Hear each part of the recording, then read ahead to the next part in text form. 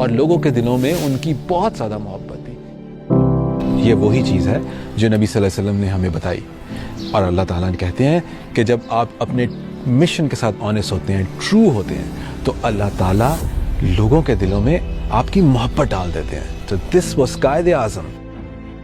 سو میں ایک اور واقعے سے یہ بات سمجھاتا ہوں۔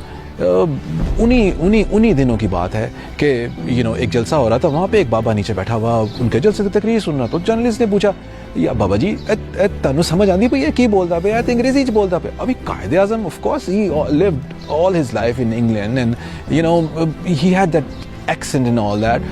So یہ تو عام پبلک تھی، یہ تو نہیں، ان کو کہاں سمجھ آنی تھی؟ Of course.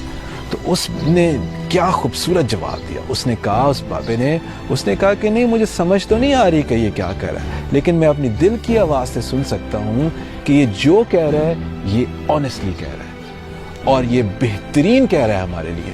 So this is something that God gifts you with, آپ کی محبت لوگوں کے دلوں میں ڈال دیتا ہے۔ So what did we learn?